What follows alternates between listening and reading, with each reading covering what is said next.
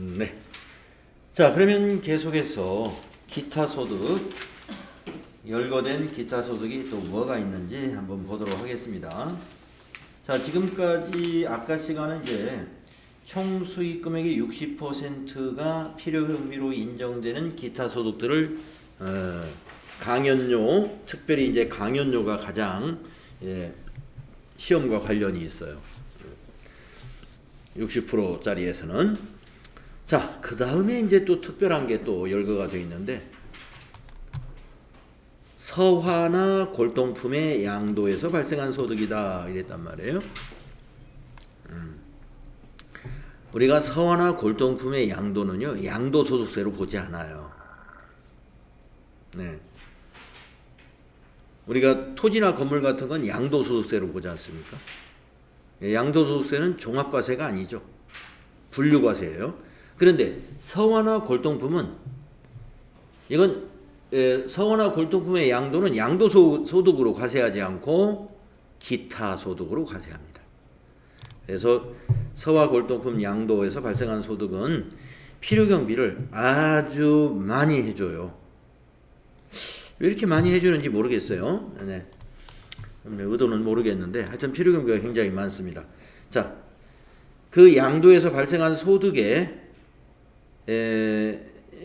총 수익금액, 그러니까 그 소득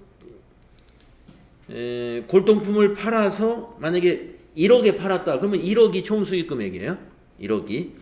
거기에 필요경비율 해놓고 여기 별표를 해놨는데 한번 밑에 별표를 한번 볼까요? 자, 1억 원이면 1억 원 이하에 해당되네요. 90%를 경비로 인정해줘요. 그러니까 1억 원의 골동품을 팔았다 그러면 9천만 원에 이 골동품을 샀다 이렇게 인정해준다는 거죠.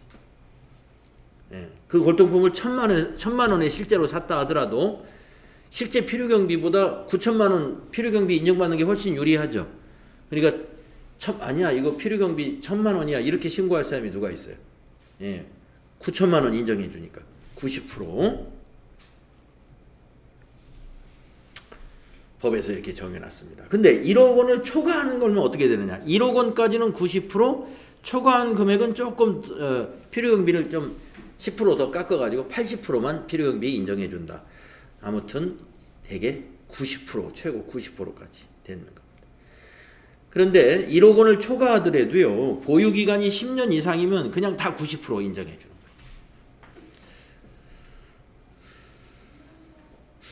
거예요. 네. 여기서 이제 서화나 골동품에서 서화 같은 경우는 이제 그림을 말하잖아요. 양도가액이 6천만 원 이상인 그림의 경우는 양도일 현재 생존해 있는 원작자 작품은 제외한다. 그러니까 그 거래는 여기에 기타 소득으로 보는 서화나 골동품의 기타 소득으로 보지 않는다 이런 얘기가 되겠나요? 양도가액이 6천만 원 이상인데 양도일 현재 그 원작자가 생존하고 있어요. 생존하고 있는 원작자의 작품은 제외한다. 기타 소득이 아니다. 이런 얘기입니다. 자, 그래서 뭐 이게 사실인지는 모르는데 어떤 분이 그렇게 해설을 하더라고요. 그 사람이 맞다고는 그 사람도 확실하게 확인한 내용은 아닌데 왜 이렇게 서화 골동품에 대해서 필요경비를 이렇게 과분하게 높게 해주었을까? 의도가 뭔가 했더니 아무래도 이 서화 골동품을 보유하고 있는 사람들이 권력자들 아니냐. 그러면 세법 개정에 그런 권력자들의 로비, 압력 뭐 이런 것들이 반영될 수밖에 없죠. 그러니까 이해가 안 간다. 왜 이렇게 필요경비를 많이 인정해 주는지 모르겠다. 뭐 그런 얘기를 어떤 해설자가 하는 걸 봤어요. 뭐 저도 그 근거가 있는 건 아니지만 그 확인할 길은 없지만 그런 게 작용된 건 아닌가 좀 의심이 가긴 해요. 자, 서화 골동품 1억 원 이하는 필요경비 90%. 자, 그 다음에 이제 또 굉장히 많은 열거가 있는데, 이거는 필요경비를 실제 필요경비만 인정해 주니까 사행성하고 똑같아요.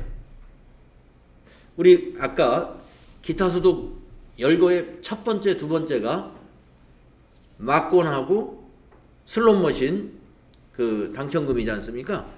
그 사행성 있는 기타소득은 실제 투입한 금액, 실제 투표한 금액을 필요경비로 본다고 그랬잖아요. 그거하고 또 여기에 나온 것들이 다 거기에 해당되는 거예요. 실제 필요경비만 보는 거예요. 내용이 굉장히 많습니다. 상금이나 현상금이나 포상금 같은 거 받는 거. 근데 이 중에서 상금이나 이런 포상금이 아까 앞에서 나왔던 공익법인이 주무관청의 승인을 받아서 받는 상금은 여기에 해당되지 않아요. 그거는 80%를 필요경비에 인정해 주는 거고, 여기에 해당되는 필요경비를 실제 필요경비만 인정해 주는 것은 공익법인이 아니고 주무관청에 승인받은 것도 아니라는 거죠.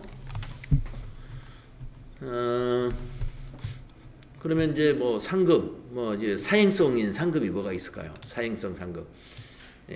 막 무슨 뭐 닭싸움을 붙여가지고 상금을 걸었대든가, 뭐 개싸움 같은 거 이렇게 이런 것들이 이제 거의 다 주무관청에서 그런 거 승인 안 하죠. 그런 거 그냥 그거를 즐기는 사람들끼리 모아서 이렇게 하는 거예요. 이건 다 거기서 상금 받는 거 실제 필요경비 빼고 전부 과세표준이 된다는 겁니다.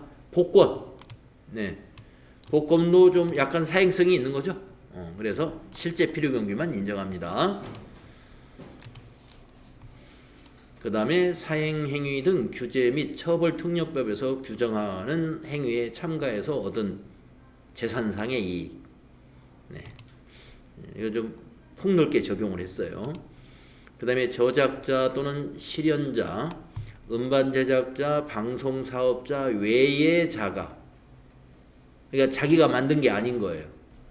자기가 만든 것이 아닌 자가 그 저작권이나 저작 인접권을 어떻게 소유해서 자기가 취득을 해서 가지고 있는데, 그것을 양도나 사용함으로써 받은 금품은 실제 필요경비만 인정해줘요.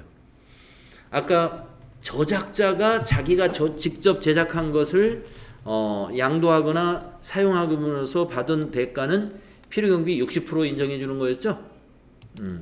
이거는 자기가 만든 게 아닌 거예요. 그러면 실제 필요경비만 인정합니다. 그 다음에 물품 또는 장소를 일시적으로 대여하고 사용료 받는 거, 이것도 기타소득으로 신고해야 돼요. 그 다음에 재산권에 관한 알선 수수료 및 사례금, 이런 것이 기타소득으로 신고해야 되고요. 유실물을 습득하고 또는 매장물을 발견해 가지고 보상금을 받았어요. 이것도 기타소득으로 신고해야 돼요. 소유자가 없는 물건을 점유해 가지고 소유권을 취득했어요. 이것도 기타소득으로 신고한다 이겁니다. 또는 거주자, 비거주자 또는 법인의 특수관계인이 그 특수관계로 인하여 그 거주자나 비거주자 또는 법인으로부터 받는 경제적 이익으로서 급여나 배당 또는 증여로 보지 않는 다른 금품, 기타소득으로 보는 것이다. 그러니까 법인이나 어떤 법인의 특수관계로 인해서 급여도 아니고 배당도 아니고 증여도 아닌데 뭔가를 받았어요. 그럼 그건 기타소득으로 본다 이거예요. 또 영화, 필름, 라디오, 텔레비전, 방송, 테이프, 또 필름, 그 밖에 이와 유사한 자산이나 권리의 양도 또는 대여, 사용의 대가로 받는 금품들 기타소득으로 신고해야 되고요. 계약의 위약이나 또는 해약으로 인하여 받는 소득으로서 위약금, 배상금, 이런 것을 받은 거, 이거는 주택입주 지체상금이 아니에요. 주택입주 지체상금에 대한 것은 80%를 필요경비로 인정해 주잖아요. 그것이 아니라 위약금으로 받은 거. 위약금이 뭡니까? 서로 계약을 했는데 우리 이제 개인 간의 거래에서 그런 게 있을 수 있죠. 자, 제가 만약에 집을 이사를 하려고요. B라는 사람의 집을 팔겠다고 그래서 제가 계약을 했습니다. 그래서 계약금을 1,000만 원을 걸었다고 한번 볼까요? 그래서 저는 이제 이사 갈 준비를 하려고 생각을 하고 있는데 그 팔겠다는 사람이 제 계약금을 받고 계약을 다 썼어요. 언제까지 잔금 받고 집을 비운다. 근데 중간에 연락이 왔습니다. 못 팔겠습니다. 그러면 저는 그동안에 다른 집을 계약할 생각을 안 했기 때문에 그 사람은 그 계약서에 뭐라고 돼 있냐면요. 이 계약을 정당한 사유 없이 지키지 않으면 2배로 변상하게 돼 있어요.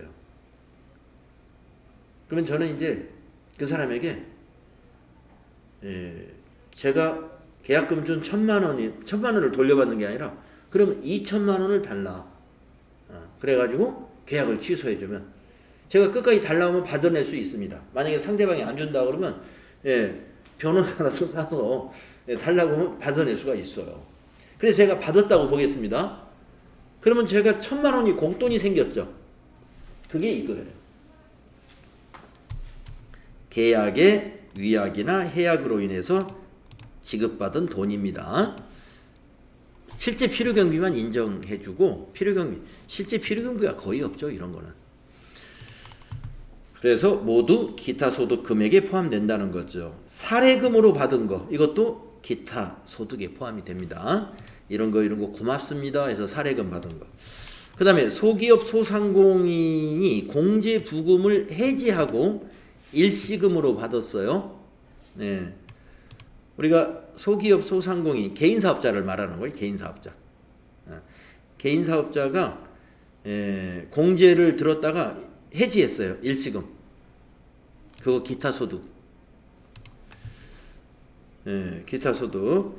그러면 필요경비, 실제 필요경비는 뭘까요? 자기가 부은 원금이 있잖아요. 원금. 매달 만약에 50만 원씩 부었다.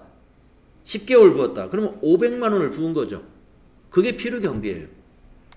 근데 해약을 했더니 530만 원을 주더라. 그러면서 그 30만 원이 기타 소득 금액이 된다 이겁니다. 종업원 등 또는 대학의 교직원이 퇴직한 후에 지급받는 직무발명보상금. 우리가 직무발명보상금 근로소득에서 나왔었잖아요. 재직 중에 받은 것은 근로소득이지만 여기서는 퇴직 후에 받았다. 퇴직 후에. 그러면 근로자가 아니잖아요. 회사를 그만두고 받으면 기타 소득으로 과세가 됩니다. 그 다음에 퇴직 전에 부여받은 주식 매수 선택권을 퇴직 후에 행사했답니다. 재직 중에 행사하면 그것도 근로소득이었어요. 그 차이에서 발생한 이익이. 그런데 퇴직 후에 행사하면은 그 차익은 기타 소득으로 과세를 하고 실제 필요경비만 인정하니까 그 주식 매수 선택권을 취득하기 위해서 자기가 투자한 거. 네. 주식 매수 선택권. 뭐 오늘 신문을 보니까 카카오라는 회사의 그 임직원들에게 10만 원인가요? 12만 원인가? 10만 원에 주식 매수 선택권을 그 스톡 옵션으로 줘가지고 종업원들이 빚을 내서 막 샀다고 그래요. 그 사는 시기는 카카오 주식이 막 20만 원 가까이 됐을 때랍니다.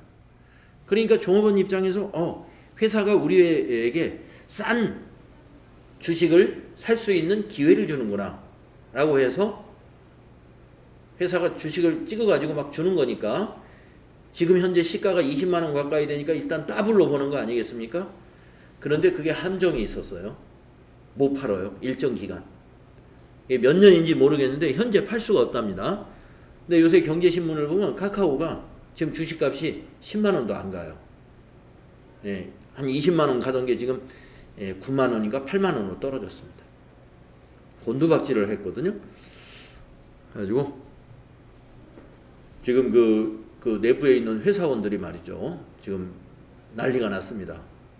그 창업자한테 막 항의하고 그런 경제신문을 봤는데 여기서 얻은 이익이라는 건 뭐냐면은 자 아까 회사가 싸게 주식 매수 선택권을 해줬어요. 그래서 10만 원에 샀다고 봐요. 그래가지고 이제 3년간 의무 보유 기간이 지났다. 만약에 3년이라고 가정을 합시다. 그러면 3년이 지금 지났는데 주식 가격이 10만 원이 아니고 한 주당 15만 원이 갔다면은 한 주당 5만 원씩 이익이 발생했죠. 그 이익을 말하는 거예요. 그 이익 기타 소득으로 과세한다. 회사를 그만뒀기 때문에. 필요경비, 실제 필요경비만 인정하는 것들입니다. 그 다음에 뇌물, 알선 수재, 배임 수재로 받는 금품, 이것도 실제 필요경비만 인정을 하는 거고요. 과세하는 거예요. 뇌물 같은 것은 이 뭡니까 어떤 경찰관이나 검찰의 수사로 인해서 밝혀져야 이게 뇌물이 드러나지. 내가 뇌물 받았습니다. 기타 소득으로 미리 신고하는 사람은 세상에 없겠죠. 그건 뇌물도 아니겠죠. 그러니까 뇌물 같은 경우는 이제 어떤 수사 대상이 돼가지고 나중에 밝혀지면 그 사람이 기타 소득으로 과세가 된다 이런 얘기죠. 그 다음에 연금계좌 가입자가 납입한 연금보험료로서 연금계좌 세액공제를 받은 금액과 연금계좌의 운용 실적에 따라 증가된 금액을 그 소득의 성격에도 불구하고 연금 외로 수령한 것들. 자, 연금에 가입을 했는데 연금으로 받으면은 그것은 연금 소득에서 과세를 합니다. 근데 연금 계좌에서 연금 외로 더 받은 것들은 기타 소득으로 본다 이거예요. 그래서 연금 계좌에서 연금 외로 주는 지급되는 소득이 뭐가 있는지 구체적으로 저는 모르겠어요. 있을 수 있는 모양이에요. 그래서 그것은 기타 소득이다. 그러면 기타 소득이 여기서 끝이냐? 사실은 이 소득세법의 책을 보면은요, 기타 소득은 여보다 더 많습니다. 종류가. 예, 다 싫지는 않았어요. 그러나 거의 시험에 나올 만한 것들은 다 실어놨다고 보면 돼요. 자, 그래서 여러분이 이 기타 소득은 필요 경비를 구분해서 실제 필요 경비만 인정되는 게 이런 것들, 60% 필요 경비 인정되는 것은 이러한 것들, 90% 인정되는 것은 서화 골동품, 80% 인정되는 것은 주택 입주 지체 상금, 그다음에 공익법인이 주무관청의 허가를 받아서 시행한 상금, 보상금, 이런 것이 80%. 그 다음에 실제 필요 경비만이 그 사행성이 있는 수익 금액들. 이렇게 좀 그 필요 경비 기준으로 좀 분류해서 기억을 해주시면 되겠습니다. 자, 이제 과세 방법을 봅시다. 자, 그러면은 이제 기타 소득 금액의 계산은 어떻게 하느냐? 똑같아요. 자, 기타 소득 금액은 총 수익 금액 빼기 필요 경비다. 네, 필요 경비는 지금 쭉 우리가 정리했죠. 그래서 이 총 수익 금액은 다른 것과 마찬가지로 분리과세는 빼는 거예요. 기타 소득 금액 계산할 때 여기 무조건 분리과세 되는 거 있죠? 이거는 총 수익 금액에 넣는 게 아니에요. 자, 그러면 기타 소득 금액의 과세 방법에서 이제 그게 정리가 되겠는데요. 아까는 필요 경비만 봤는데 도대체 그러면 원천징수를 얼마 한다는 얘기냐? 자, 복권이 제일 궁금하죠. 복권 소득 금액의 세율은 3억 원까지는 20%. 그러니까 3억 원에 당첨이 된다. 그러면 필요 경비는 이제 1,000원 정도 되겠네요. 3억 원짜리 당첨이 될 때 복권을 1,000원에 샀을 거 아닙니까? 네. 만약에 5,000원짜리 복권이 있다면 5,000원에 산 거. 그게 필요 경비예요. 그걸 뺀 나머지가 기타 소득 금액이죠. 거기에서 원천징수 세율 20%니까 약 3억 원의 20%는 600만 원이 세금이 되겠네요. 600이 아니라 6천만 원, 6천. 3억 원의 20% 6천만 원이죠. 그래서 3억 원의 복권이 당첨되면 2,400만 원 정도 받게 된다. 이런 말입니다. 자, 무조건 분리과세 되는 거. 요거 기억해 주세요. 복권 당첨금, 슬롯머신 등이라고 했는데 그러면 슬롯머신 말고 등에 들어가는 게 뭘까요? 아까 그 경마권, 경마장. 하여튼 사행성과 관련된 것들이 여기 슬롯머신 등에 다 들어간다고 보시면 무조건 분리과세 됩니다. 그 다음에 아까 좀 이상하다고 한 서화 골동품 무조건 분리과세. 연금 계좌에서 연금 외에 수령한 운용 수익, 연금에서 연금 계좌에서 연금 외로 받는 거. 아까 맨 마지막에 나왔던 것 같아요. 연금 계좌에서 연금 외로 받는 거. 이것은 기타 소득인데 무조건 분리과세 된다. 무조건 분리과세, 종합과세 하지 않습니다. 그래서 여기 기타 소득의 그 원천징수 세율을 보면요, 대부분 20%가 많아요. 20%. 여기저기 20%가 많죠. 좀 낮은 건 15%. 그래서 기타 소득 금액의 원천징수 세율은 20%짜리, 15%짜리가 있다. 이것도 좀 참고로 알아두시면 되겠습니다. 그리고 이 무조건 분리과세를 잘 기억해 두세요.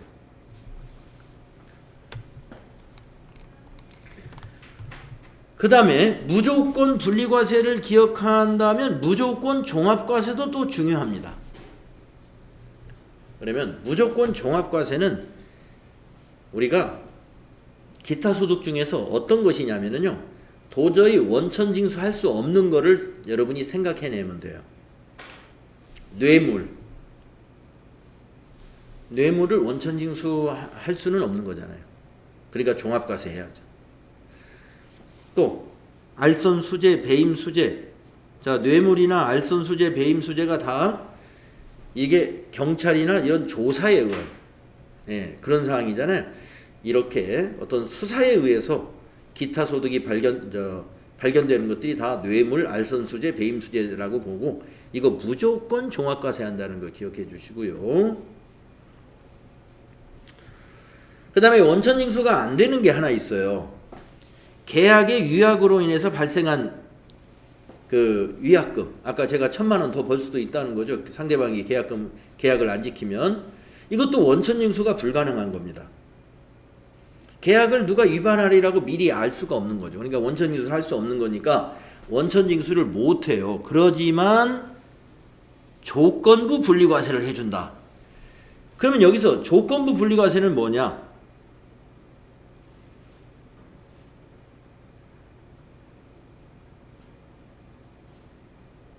자, 여기 별표. 이게 조건부 분리과세 여기 설명이 나옵니다. 밑에. 계약의 위약 등으로 계약금이 위약금 배상금으로 대체되는 금액과 그 외의 기타 소득.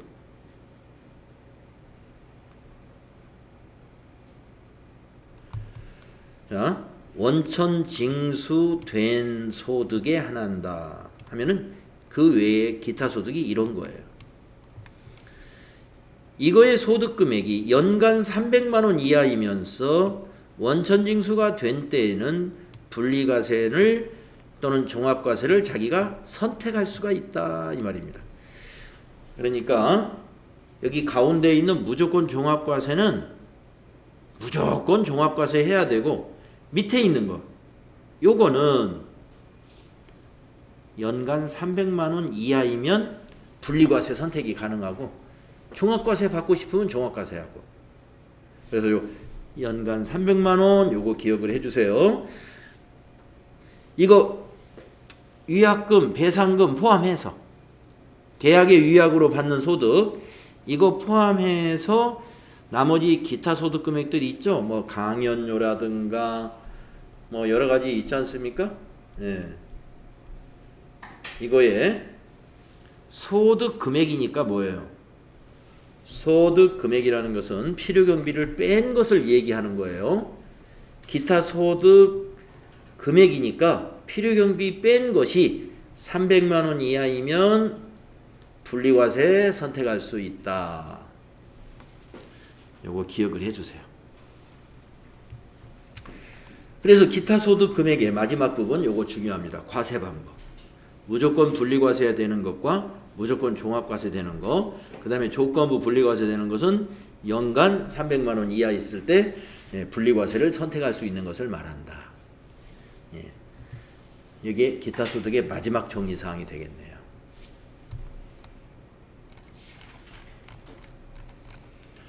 네, 우리가 지금 상당히 긴 시간 동안 이자 소득, 배당 소득, 사업 소득, 근로 소득, 연금 소득, 그리고 지금 방금 기타 소득을 마무리했습니다. 이 6가지 소득을 종합 소득이라고 합니다. 그러면 우리가 이 종합 소득의 세목은 종합과세가 원칙이라는 말이에요. 그래서 이제 지금은 종합소득 금액만 계산을 해봤어요. 종합소득 금액. 네, 종합소득 금액이라는 것은 2배사 근연기의 소득 금액을 다 더한 거예요. 소득 금액을 어떻게 계산했어요? 각각의 총 수익 금액에서 필요경비를 뺀 것들입니다. 그리고 비과세 뺀 겁니다. 그리고 분리과세도 뺀 겁니다. 그래서 실제로 종합과세를 해야 되는 소득 금액만을 모아놓은 것이 종합소득 금액이라고 하는 거예요. 2배사 근연기에서 거기에 총수익 금액에서 필요경비 빼고 그 다음에 비과세 빼고 분리과세 빼고 이게 종합소득 금액입니다. 그래서 이 종합소득 금액을 이제 기준으로 해서 종합소득세 어떻게 산출되느냐 그 과정을 보시면 종합소득 공제라는 걸 또 해요. 여기 종합소득 금액 계산할 때도 소득공제라고 해서 필요경비들을 다 뺐죠. 그거 말고 또 추가로 해주는 겁니다. 종합소득공제. 그것은 중요한 게 요 인적공제예요. 인적공제 외에도 특별소득공제, 기타공제가 있습니다만은 종합소득공제의 금액이 비중이 큰 것은 소득세는 인세이기 때문에 인적사항을 반영해서 납부세액을 계산하거든요. 그러니까 인적공제가 굉장히 큽니다. 그래서 종합소득공제에서 인적공제 중심으로 공부할 거고요. 그러면 이제 이 종합소득공제를 뺀 것을 우리가 과세표준이라고 그래요. 이 과표에다가 기본세율을 곱합니다. 기본세율은 우리가 앞에서 일용근로자의 세율은 그냥 6%만 곱했잖아요. 그런데 종합소득에 우리 지금 근로소득은 어디에 들어가 있어요? 이 종합소득 금액에 들어가 있는 거죠. 그거는 기본세율이 이제 뒤에 나와요. 6%부터 45%까지 누진세율을 적용합니다. 그래서 해당되는 계산 방법으로 누진세율로 계산을 하면은 세금이 산출됩니다. 그거를 산출세액이라고 그래요. 자, 산출세액에서 세액 감면이 있으면 빼주고 또 세액 공제를 해줍니다. 소득세법에 따라서 세액 공제를 적용하는데요. 세액 공제에는 우리가 특별세액공제라는 게 있어요. 소득세법에 따른 특별세액공제가 있는데 보험료 세액공제, 의료비 세액공제, 교육비 세액공제, 기부금 세액공제 거기에 특별세액공제가 있는데 거기가 또 여기에서 이 공부에서 핵심적인 내용이에요. 그래서 세액공제 사항을 전부 계산해서 빼준 것이 결정세액입니다. 그러면 결정한 세액을 다 납부하느냐? 빼기 기납부세액을 빼줍니다.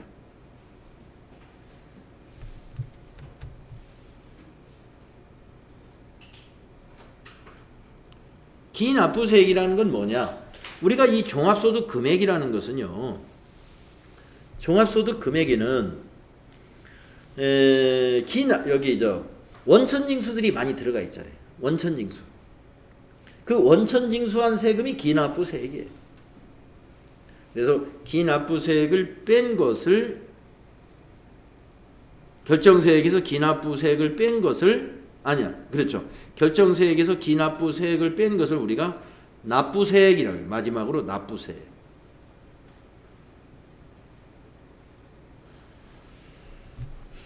그래서 종합소득세 신고할 때 최종적으로 납부세액을 납부하게 됩니다.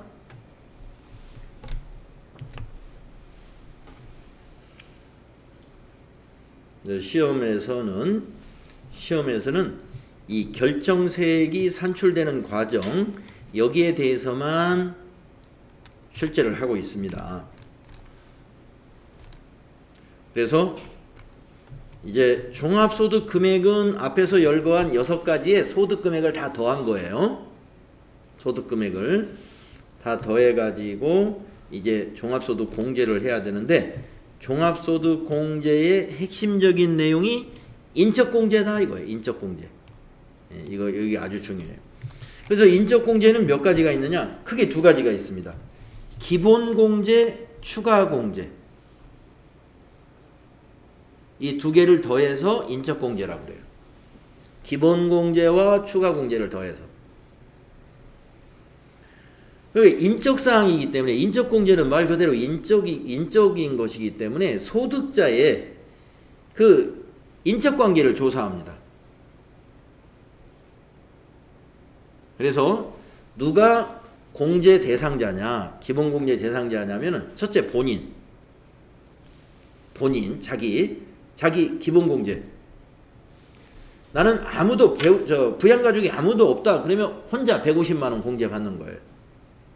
본인. 그 다음에 내가 결혼한 사람이다 그럼 배우자. 결혼한 사람이면 배우자가 있겠죠. 150만 원. 그러면 2명이면 300만 원이 되겠죠. 근데 배우자는 요 동그라미가 하나 있네요. 소득을 확인해야 된다 이 말이에요. 동그라미는 배우자가 소득이 없어야 된다 이 말입니다. 그래야 기본공제 대상자가 돼요. 나이에 X표 되어 있네요. 저 X표 되어 있는 것은요, 안 따진다 이겁니다. 여기서 X표는 따지지 않는 거고, 동그라미는 확인한다는 거예요. 확인이 필요하다. X표는 확인하지 않는다. 배우자가 기본공제 대상자냐 아니냐를 따질 때 나이가 몇 세 이상이냐 이하냐 이런 것을 보지 않는다는 거고, 소득이 있느냐 없느냐는 본다 이 말입니다. 소득이 없어야 돼요. 그 다음에 자, 부모님이 살아있다. 또 부모님의 부모님이 살아있다. 할머니, 할아버지. 그러면 그분들이 직계 존속입니다. 근데 결혼한 사람은 배우자의 직계 존속도 해당이 됩니다. 결혼하지 않은 사람은 본인의 직계 존속만 해당이 되겠지만, 결혼한 사람은 배우자의 직계 존속도 한 명당 150만 원. 이때도 2개를 다 봐요. 소득이 없어야 되고, 그 직계 존속이 나이가 만으로 60세 이상, 우리나라에서는 이제 한갑이 지난 사람들이죠. 만으로 60세 이상이 되어야 된다. 2개를 다 본다는 거예요. 자, 그 다음에 자기가 독신이 아니라면 형제 자매가 있을 수 있죠. 결혼한 사람이면 배우자의 형제 자매도 해당이 됩니다. 결혼한 사람은 본인의 형제 자매만 되는 게 아니라 배우자의 형제 자매도 되는데, 이때도 2가지를 다 봐요. 소득 없어야 되고, 나이는 20세 이하이거나 60세 이상이거나, 20세 이하이거나, 그러니까 어리거나 60세 이상이거나 노인이거나, 그런 형제 자매는, 소득이 없는 형제 자매는 된다. 기본공제 대상자가 된다. 그 다음에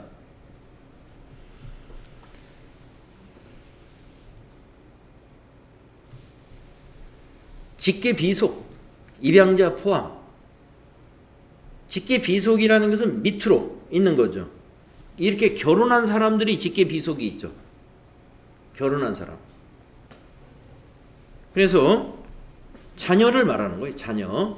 그래서 자녀인 경우에 소득이 없어야 돼요. 나이는 20세 이하인 자녀만 기본공제 대상자가 돼요. 한 명당 150만 원씩 소득공제를 적용해 주는 거예요. 그 다음에 우리가 입양하거나 우리가 출산한 자녀는 아니지만, 우리나라에 위탁아동 제도라고 있어가지고, 만 18세 미만의 청소년, 만 18세 미만의 경우에 위탁아동을 6개월 이상 그 과세 기간에 했으면 그 자녀 그 위탁아동에 대해서 한 명당 150만 원에 적용해 줍니다. 물론 위탁아동이니까 소득 없겠죠. 혹시 소득이 있다면 소득 확인해야 돼요. 그다음에 수급자. 자, 수급자라고 하면 소득이 없는 자를 말하죠. 소득이 없는데 내가 소득자가 내가 만약에 소득이 있는 사람이다. 내가 부양하고 있어요. 소득이 없는 수급자. 수급자는 나이를 따지지 않아요. 자, 그래서 우리가 기본공제 대상자다 그러면 여기에 있는 사람들이 기본공제 대상자입니다. 여기에 해당되는 사람이 몇 명이냐? 만약에 6명이다 그러면 6명 곱하기 150만 원.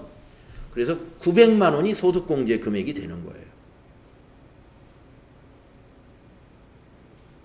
요거 꼭 정확히 알아둬야 됩니다. 왜 그러냐면은 우리 이제 TAT 2급 실무 시험에 이게 꼭 나온단 말이에요. 사원 등록. 우리가 연말정산을 하려면 이걸 정확히 입력해야 돼요. 인척관계를. 그래서 해당되는 것을 꼭 알아야 되는데 제 시간이 다 돼가지고 요 주석을 오늘 읽어보지 않는데요. 다음 시간에 소득 요건에 여기 제가 소득이 없는 사람이어야 됩니다 라고 했잖아요. 그러면 소득이 정말 10만 원도 없어야 되느냐? 그렇지는 않습니다. 주 1을 보면은 100만 원 이하는 소득이 없다 이렇게 보는 거예요. 소득 금액이 100만 원 이하이면 소득이 없다. 그래서 다음 시간에 이 주석들을 좀 읽어보겠습니다.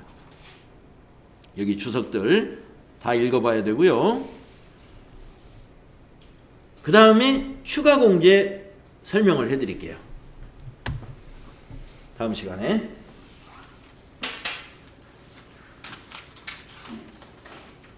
자, 130페이지 접어놓으시고 다음 시간에 추가 공제부터 설명하면 되겠네요. 자, 수고했습니다.